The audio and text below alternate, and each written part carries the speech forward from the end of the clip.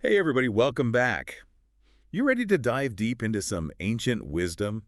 I'm talking wisdom that's so relevant to our lives, even today. I'm ready. Let's do it. Awesome.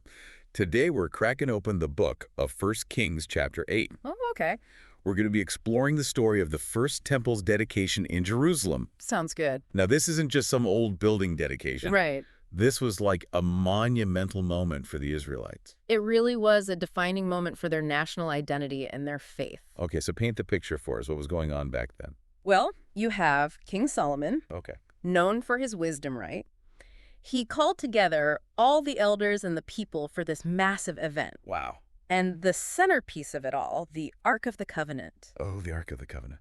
I can't help but think about Indiana Jones. Of course. But seriously, what was so special about this Ark? Well, it wasn't just some fancy chest. For the Yeah. Israelites, it symbolized the very presence of God, dwelling among them.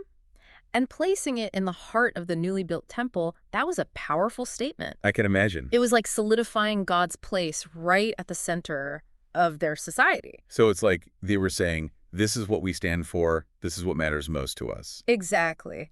And it's fascinating to think about how they physically represented their core beliefs. Yeah, it's a really cool way to think about it. Yeah. And then you have Solomon, right? Yes. He delivers this incredibly powerful prayer. What were some of the key themes that jumped out at you?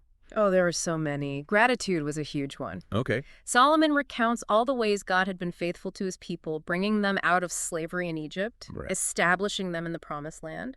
But woven throughout this prayer, there's this deep sense of humility, too. Humility, how so? Well, Solomon acknowledges that humans are, well, human. Yeah.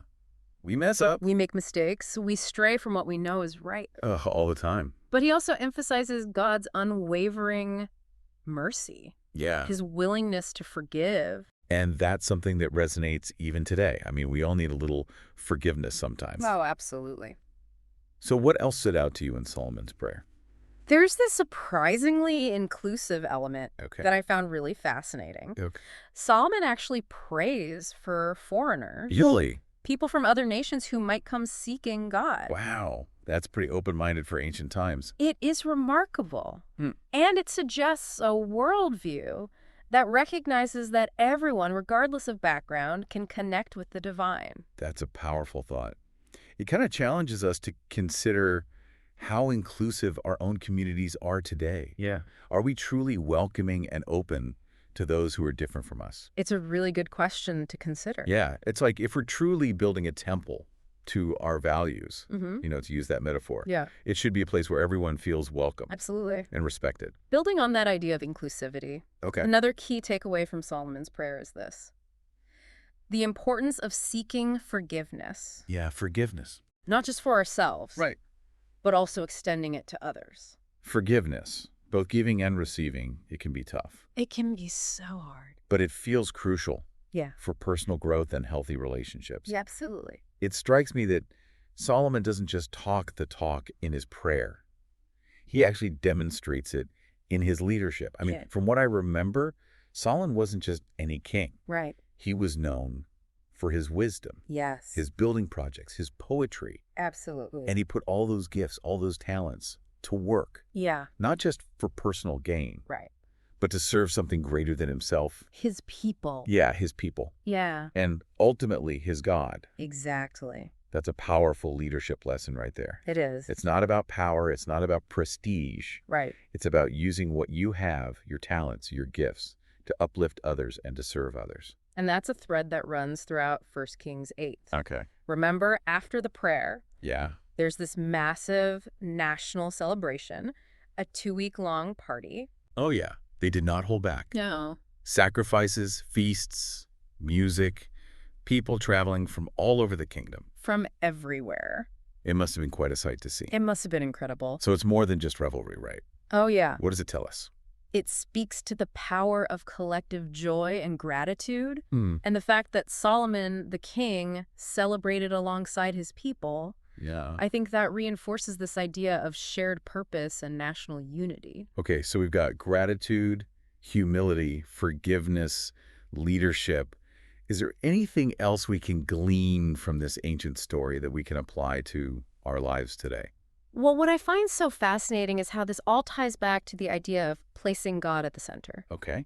The Ark in the temple, it wasn't just a decorative element, it was a constant reminder of God's presence in their midst, Yeah. a physical representation of their covenant with Him. So it's more than just believing in God. Right. It's about living a life that reflects that belief. Yes, exactly. Making choices, building relationships, approaching challenges, all with that awareness that God is at the center of it all. You've got it. And that's where the real strength and meaning come from. Huh? When we embrace that concept, it can be so transformative. It shifts our perspective. Yeah. It influences our decisions, provides a source of comfort and guidance, especially when we're facing those difficult times. Like having that inner compass always pointing you in the right direction, even when the path ahead, it's a little uncertain. Exactly. And it's not about blind obedience or rigid rules. Right. It's about aligning your heart, aligning your actions with your core values. Okay.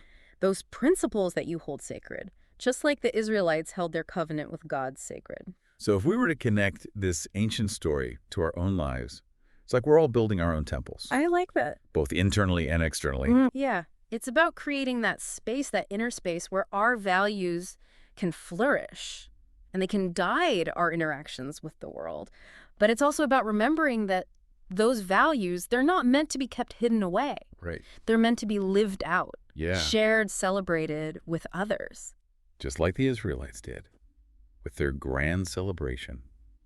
This has been such an insightful deep dive. It's amazing how a story from thousands of years ago can still offer so much guidance and inspiration today. It really goes to show that the search for meaning and purpose, it's a universal human experience. Yeah, And sometimes the answers can be found in the most unexpected places. absolutely.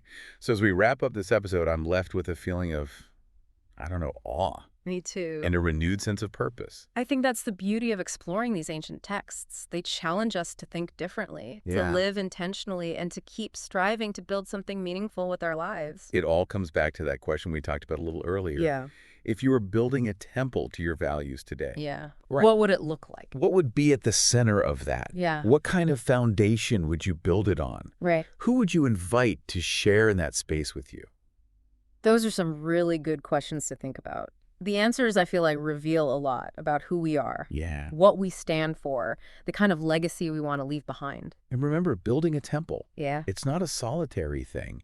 It's about inviting others in, Yeah. sharing your vision, working together to create something truly meaningful and lasting. So as you go about your day, your week, your life, Yeah. keep that image in mind. Imagine yourself as an architect, Okay. a builder, a visionary. What kind of temple will you create? And what kind of impact will it have on the world around you? It's an ongoing process, a journey of self-discovery and growth. So be patient with yourself. Don't be afraid to make mistakes. Just keep striving to build something incredible. Yeah, that's right. And who knows? You might just inspire others to start building their own temples along the way. Until next time, keep diving deep.